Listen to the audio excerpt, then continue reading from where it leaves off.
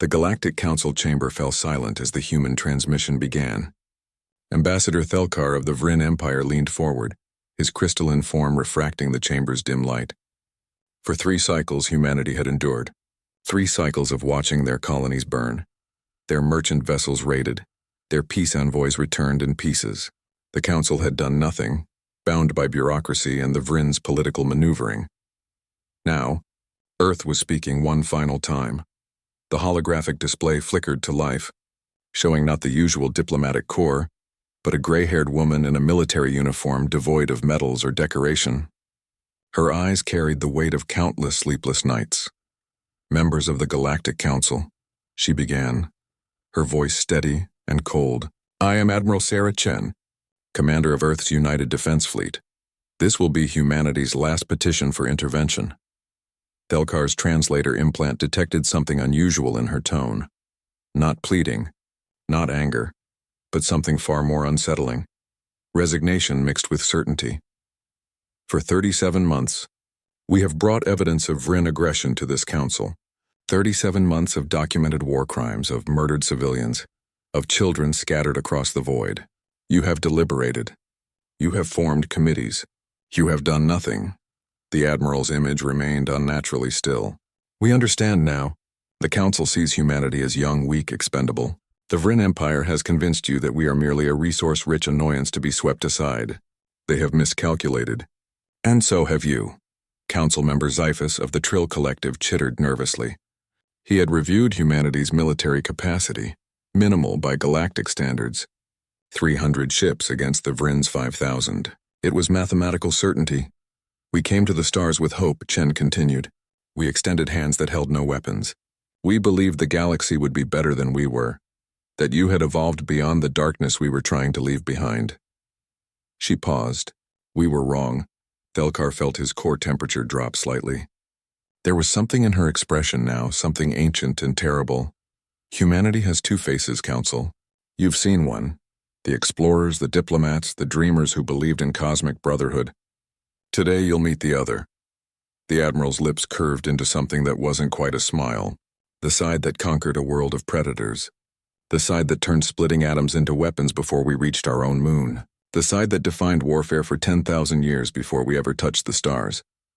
The transmission shifted, showing star charts. Red markers bloomed across. Vryn territory like a disease.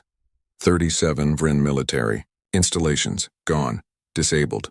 In the last 4 hours by what your sensors detected as localized quantum fluctuations. "Admiral," Chen's voice hardened. "They were human strike teams. We've been positioning them for months while you deliberated." Panic erupted in the council chamber. Impossible. Human slipspace technology was primitive. Their stealth capabilities were non-existent. Thelkar accessed real-time feeds from Vryn space. She wasn't bluffing. Fortress worlds had gone dark. "You see, Council, humanity has a gift. We call it asymmetric warfare. When you can't win with strength, you win with creativity. With viciousness. With an absolute refusal to accept extinction." The Admiral clasped her hands behind her back. "The Vryn studied our military. They never studied our history." Images flashed across the display. Ancient human conflicts, tactics that made even battle-hardened council members flinch. Guerrilla warfare. Scorched earth. Mutually assured destruction. "Every human colony the Vryn destroyed had civilian volunteers," Chen said quietly. "Not soldiers, families. They stayed behind willingly with weapons you didn't know we'd distributed. Right now, on every Vryn-occupied world, they're rising up.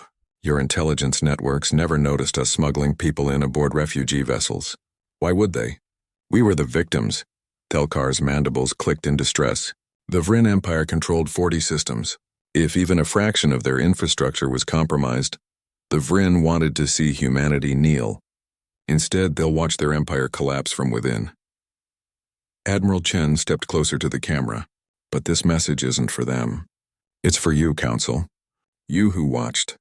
You who allowed this." The temperature in the chamber seemed to plummet.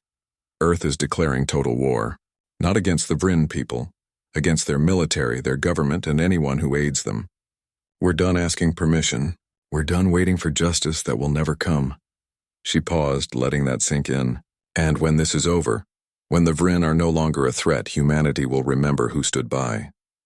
Who watched children die and did nothing. Council member Xiphus found his voice. Admiral, you're condemning your species to destruction. The Vryn fleet is commanded by officers who've never fought an enemy willing to die just to hurt them back. Chen cut him off. Every human ship is equipped with self-destruct capabilities powerful enough to cripple a Vryn dreadnought. We're not planning to win clean, Council. We're planning to make victory so costly that the Vryn will beg you to intervene, on our terms. The transmission began to fade. Admiral Chen's final words echoed through the chamber. You wanted to see what humanity would become among the stars. Congratulations. You're looking at it. We tried to be better. We tried peace. That door is closed now. Her eyes held no malice, only cold determination. Pray you never give us a reason to knock on yours. The hologram vanished, leaving the council in darkness and the terrifying realization that they had awakened something that should have remained dormant. Humanity had shed its hopeful face, and the galaxy would never forget what lay beneath.